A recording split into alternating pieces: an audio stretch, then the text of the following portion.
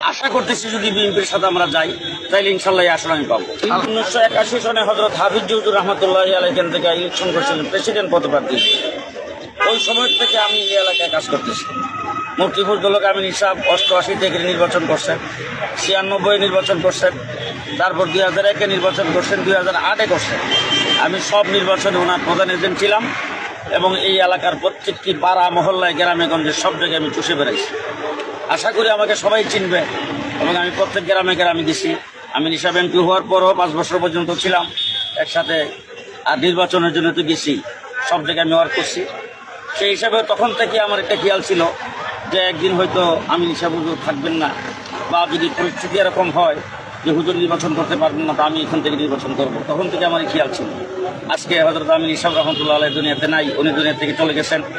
আমি এখান থেকে নির্বাচন করার জন্যে এদেশের উলামায়ে কেরাম এবং ব্রাহ্মণবাড়িয়া, আপনারা জানেন 2021 সালে 16 জন এখানে শাহাদত বরণ করছে, 2001-এ 6 জন শাহাদত বরণ করছে, 2016-তে একজনকে ব্রাহ্মণবাড়িয়ার মাদ্রাসা ছাদের উপর দিয়ে একজন হাফেজ মাসুদকে ফেলে দিয়া মেরে ফেলছেন। এই যে রক্ত, এই রক্তের উপর তারা এই আজকে অন্তর্বর্তীকালীন সরকার এবং এই শেখ হাসিনার ফটো, আমরা এই দেশে উলামায়ে কেরাম দেশ গঠনে আন্দোলন সংগ্রামে জীবন ছিলাম, দেশ গঠনে আসি, ইনশাল্লাহ শেষ পর্যন্ত থাকবো। আপনারা জানেন যে উলামায়ে কেরাম 4 দলীয় জুড়ে ছিল, 20 দলীয় জুড়ে ছিল। 2018 সালে আমি এখান থেকে নির্বাচন করতে চেয়েছিলাম, 20 দলীয় জোট আমাকে এখান থেকে নমিনেশন দিতে চাইছিলেন। আব্দুল সাত্তার সাহেব মুরব্বী মানুষ, উনি আমার হাতে ধরে চাইছেন, সেই হিসেবে উনি মুরব্বী হিসেবে আমি স্যাক্রিফাইস করছি। এখনও আমরা ইনশাল্লাহ জমিয়ত উলামা ইসলাম, আমরা আগামী 18 তারিখে আমাদের আমেলার মিটিং আছে, সেই মিটিংয়ের মধ্যে আমরা সিদ্ধান্ত নেব আমরা কোন জোটে যাব।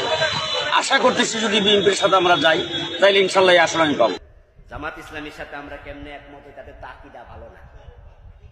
দোস্ত, আমার আকীদা বড় খারাপ আপনার কাছে, কিন্তু যাদের সাথে মিশতেন এরা তো আকীদাই নাই, খারাপ আর ভালো তার পরে।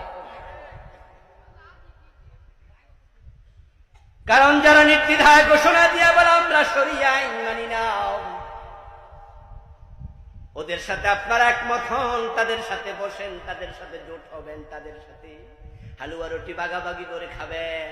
আর আমার আকীদায় আপনি প্রশ্ন রাখবেন। ও দোস্ত, বাস্তবতা হলো আল্লাহ হতে পারে আপনাকে বিভ্রান্ত করে দিয়েছে।